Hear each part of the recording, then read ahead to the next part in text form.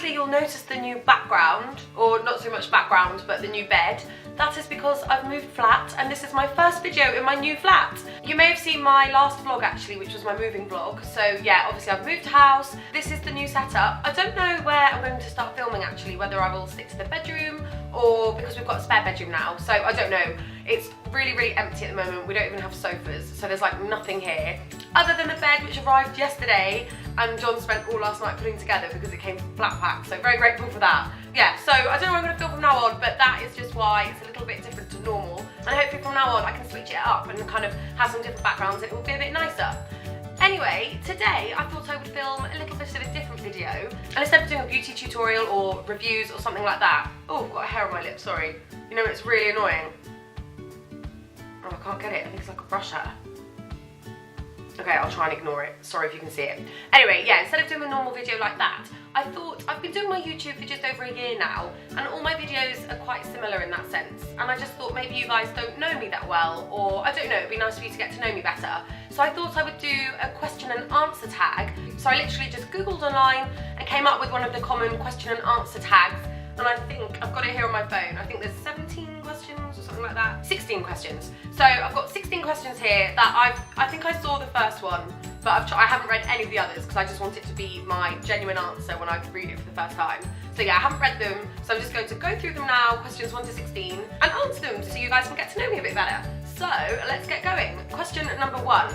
How did you get your YouTube username? Well, that's easy. Susie Soggot. It's pronounced Soggot in case you didn't know. I always say Soggot like yogurt. That's like the way everybody laughs at me. That's the way I explain it. But it does rhyme with yogurt. Yeah, Susie Soggot's obviously my name, so that's an easy one.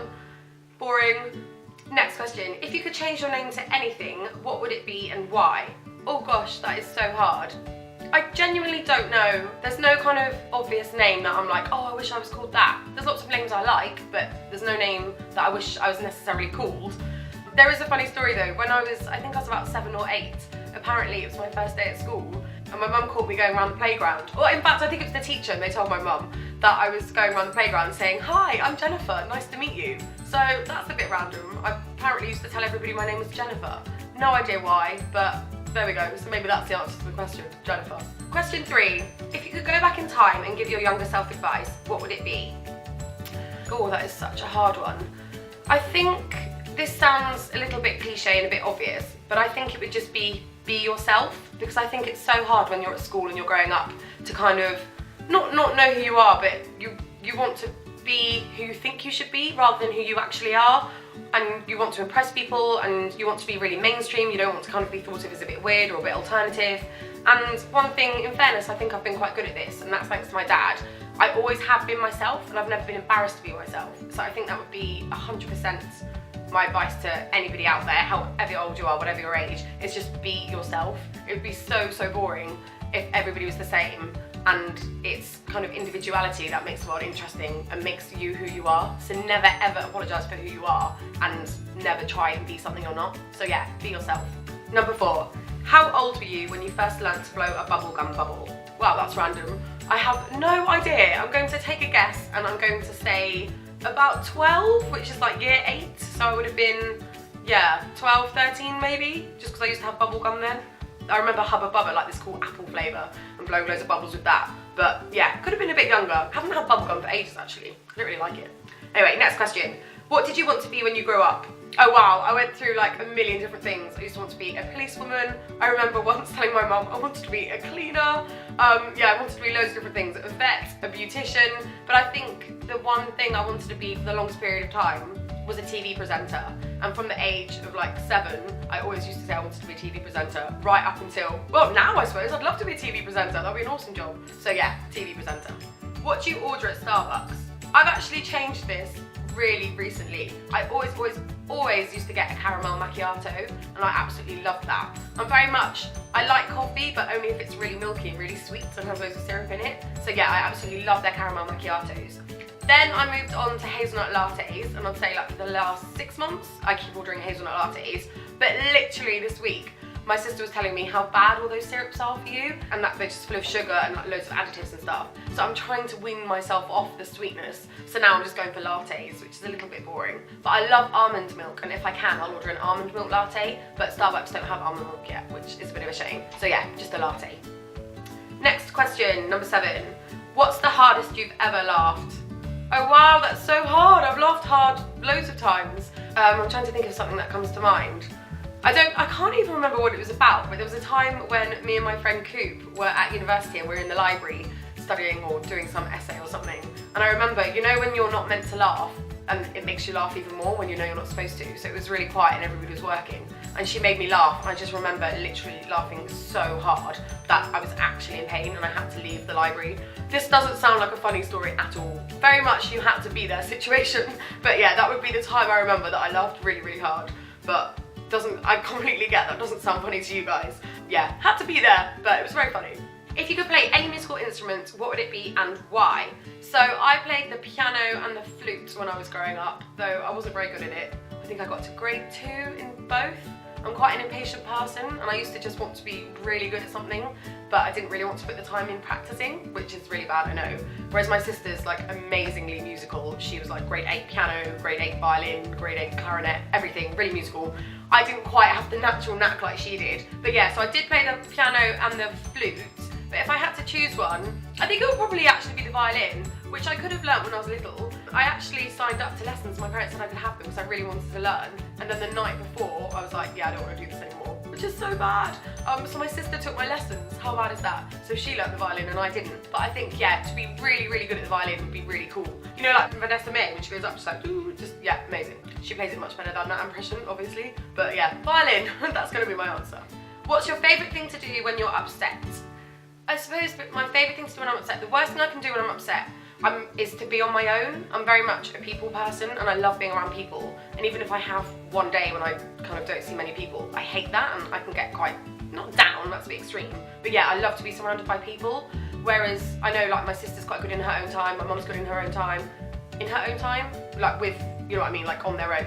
John, my boyfriend, he's fine in his own company. That's the phrase I'm looking for, in your own company. He enjoys his own company, whereas I'm very much, I have to admit, I don't know if that's probably quite a bad thing, I don't know what that says about me, but I like to be around people all the time. So I think when I'm upset, the best thing I can do is be around loved ones, I suppose. So be around my friends or be around John.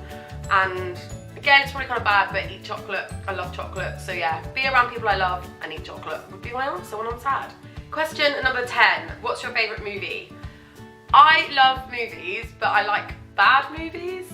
That sounds really silly, but what I mean by that is these aren't like critically acclaimed or ones that have won Oscars and all that. I quite like cheesy chick flicks and things like that. So my number 1 movie always has been, and I think it always will be, Love Actually, which is obviously quite Christmassy, and I do only tend to watch it around Christmas, but yeah, Love Actually, my number 1 film. I love it. I also love Cool Runnings, actually, such a good film. So Love Actually for my Christmas film, and then Cool Runnings for my general film.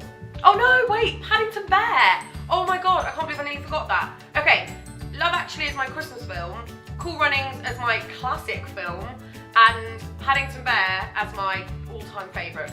Love it. Yeah, I know it's only come out fairly recently, like last year, but I've seen it like 10 times. Love it, Paddington Bear. That's my answer. Next question. Where am I? Number 11. What one food can you not live without? I cannot answer that question.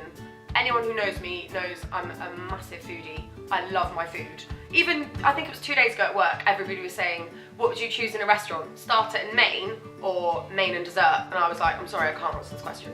It just depends what mood I'm in. Generally, I'd want the starter, main and dessert. Come on, if you're going out for dinner, I may as well do it properly. But it just depends what mood I'm in. I like savoury food as much as I like sweet food.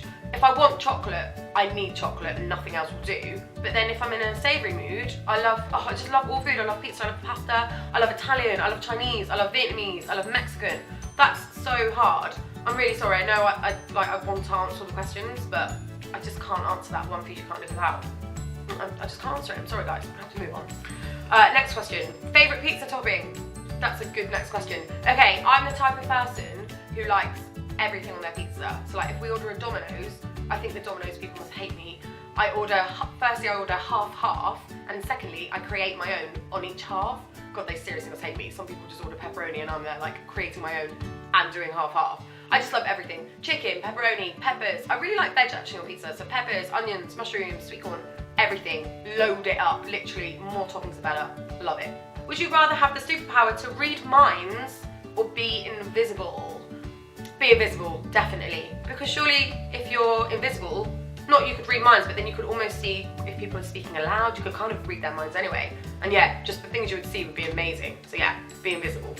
Gosh, we're coming near the end. Question 14. What did you do for your last birthday?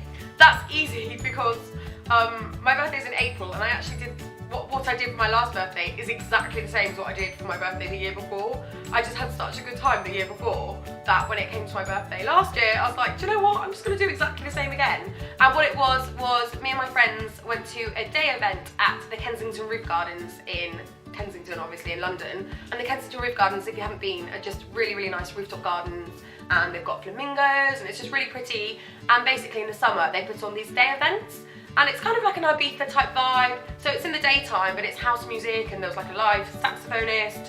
Is that a word, saxophonist? A live person playing the saxophone. And yeah, it's just a really, really good summer atmosphere, really good vibes, really good music. And I had such a good time when I did it the year before last. That I did it again last year and I had such a good time again. Just absolutely loved it. Though I do think probably for this year I have to think of something else. They always seem to do it on a bank holiday. And my birthday is the last day of April, so it always falls on the May bank holiday weekend, so it always works with the timing. It's always on, yeah, when it's my birthday. So yeah, I'd love to do it again, but I should probably think of something else. But that's what I did last year for my birthday, and the year before, Kensington Roof Gardens. Question 15, second last question. If you had one personal selfish wish, what would it be and why? Selfish wish, okay. Oh, well, obvious one. I would have my dad back for an hour a day. Oh, sorry, I'm getting upset, don't want to get upset. I'd have my dad back for a short period of time. I don't know if that's selfish, is it? Don't know. Anyway, moving on before I get upset. Last question, wow, this was so quick. Who is your style inspiration? Oh gosh, I love fashion, so like the food one. That is such a hard question for me because I've got so many.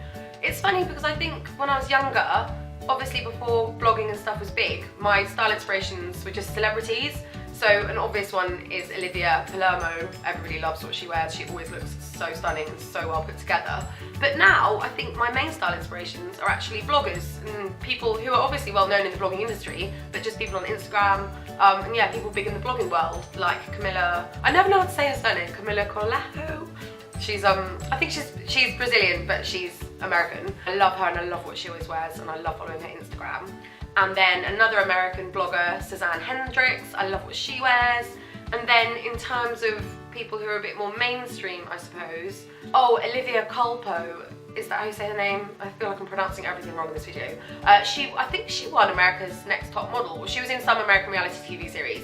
And I think it's just because she is so stunning. She always looks amazing, but I love what she wears as well. And then in terms of kind of people on TV, I suppose Zoe Hardman I think always looks amazing and I absolutely love her style. And also Laura Whitmore. I have to admit Laura Whitmore annoys me a bit as a person, but I think she always looks really nice and she always wears really nice clothes. As does Millie McIntosh. She's always got a really good wardrobe. Yeah, so there's a few there. But like I say, it used to be celebrities and now it's more kind of bloggers. So it's funny the way things are changing in a way. I get most of my style inspiration off the internet and off Instagram and stuff, I suppose. And even just looking on clothes websites and putting a few bits together because I love clothes and fashion and I'm a bit of a shopaholic. But yeah, those are the people who I can think of off the top of my head who I like, who are my style inspirations. So that is it, guys. All 16 questions answered. I have no idea how long I've been talking for. 14 minutes. Oh, that's not bad. Less than a minute a question. But I do like to ramble, so I'm quite impressed with that actually. Really hope that you enjoyed seeing that question and answer tag and that it just helped you guys get to know me a little bit better and know some random things about me that perhaps you didn't know before. See you soon. Hope you all have a great weekend. Thanks for watching. Bye!